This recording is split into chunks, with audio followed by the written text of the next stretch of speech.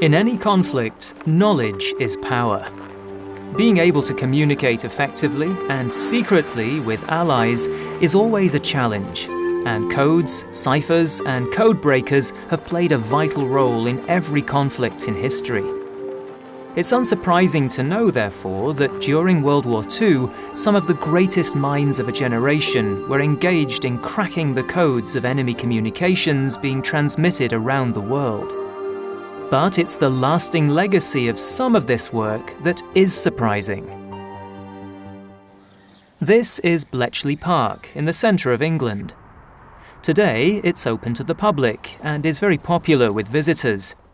But during the Second World War, this was one of the most secretive places in the country, and the base of the government code and cipher school.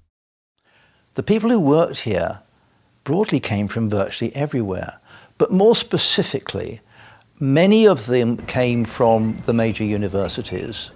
They had them on standby, and the idea was that they would come in for courses and that sort of thing. One of the earliest people approached will have been Alan Turing, who was freshly back from the USA, where he just spent 2 years at Princeton University. And the courses would generally be timed for the university vacations, so then they could still do their university work, but train as potential code breakers. This is the Enigma machine, the most famous wartime cipher machine in history. Using mechanical wheel settings to encrypt messages that were then sent via Morse code, the machine was first developed in Germany at the end of the First World War. At Bletchley Park, mathematicians Alan Turing and Gordon Welchman developed the bomb. This electromechanical device enabled the testing of all the possible settings of the Enigma machine to be done mechanically, in high volumes and quickly. By 1941, there were rooms full of these machines, standing nearly 2 meters tall and 2 meters wide. And whilst Alan Turing was the man who was an absolute genius in coming up with the technical ideas, it was Gordon Welchman who said we need to mechanize not just that bit, but the whole process overall, and have a complete production line for intelligence. And so Type-X was designed. It was a bigger machine. It was a better machine than Enigma. It had 5 rotor wheels. Enigma only had 3. It could produce a paper tape from the side, far easier to use. And so they took these Type-X machines and they effectively reverse engineered them, and they made them as clones of Enigma. So having got the settings, the next machine you use now is the Type-X machine to effectively type the message out. You put in the gobbledygook, and the tape on the side produces the German. The deciphered messages were sent between huts at Bletchley for translation and analysis, and then turned into intelligence reports. For security reasons, the huts were only known by their numbers, and no one spoke of the work they were doing inside their hut.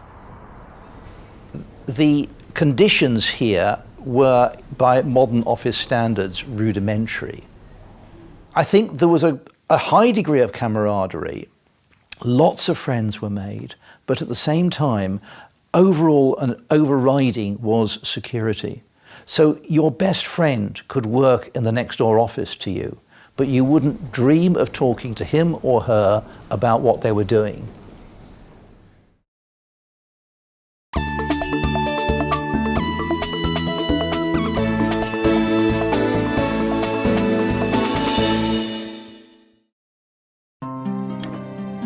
Breaking Enigma is one of the most famous achievements of the team at Bletchley.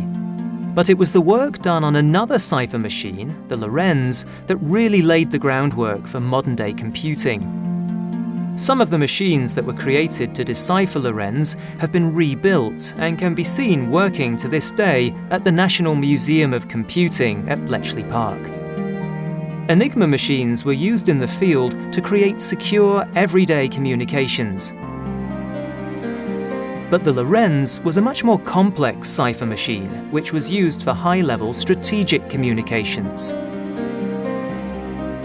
British intelligence had no idea what the Lorenz machine looked like or how it worked. and knew that the intelligence value of breaking this code would be immense. And some of Bletchley's most brilliant minds were dedicated to the task. Bill Tutt was perhaps the most brilliant of them all. All Tutt needed was a simple mistake to be made by a Lorenz operator. In August 1941, test messages sent by the Germans setting up a new link between Vienna and Athens were intercepted. It was due to operator error that the message was sent twice. Both copies were received by Bletchley. Because of operator error, the copies were different, and the head of the military section, Colonel Tiltman, over a few days broke the message. Well, breaking one message sent twice is not the answer to the solution. So he then passed it to the research section and said, "This is what I've done so far, now tell me how the machine works."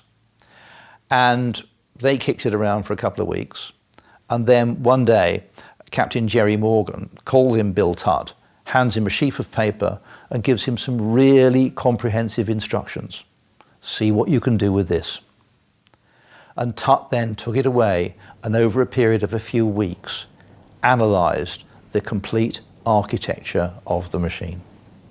Tutt's feat was said to be the single biggest intellectual feat of the Second World War. With Tutt's plans, and the help of another great mathematician, Max Newman, the Heath-Robinson machine was built to find the settings for the Lorenz machines. The Heath-Robinson was an electronic machine, but required teleprint paper tapes to run simultaneously, one for input and one for output. The paper stretched and snapped, and the process was inefficient. Breaking the Lorenz messages still took weeks. Improvements needed to be made, and Tommy Flowers was the man to help. Flowers was an electronics engineer who worked for the post office. His genius was finding a way to replace the paper tape input with electronic valves. The end result of this innovation was Colossus, the world's first large-scale electronic digital computer. While extremely limited by modern-day standards, this was a monumental breakthrough and reduced the time taken to break Lorenz messages from weeks to hours. The sheer size of Colossus is incredible. By the end of the war, there were 10 Colossus machines at Bletchley, all being operated by female staff.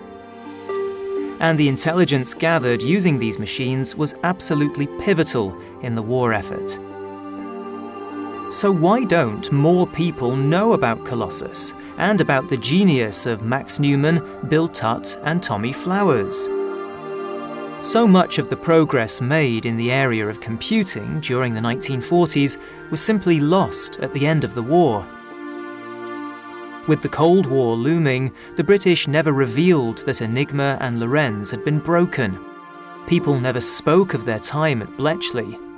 Papers and plans were burnt, machines destroyed, and progress stalled for many years. The great minds who had worked together at Bletchley were scattered back to universities in the UK and around the world, and Tommy Flowers returned to the post office. For decades, this groundbreaking work remained secret and unrecognised. It wasn't until 1975 that the first information emerged about the existence of Colossus, and it took another 30 years before the machine could be rebuilt. It's impossible now to imagine how different the history of computing might have been if the veil of secrecy had been lifted in 1945 and these great minds had continued to work together.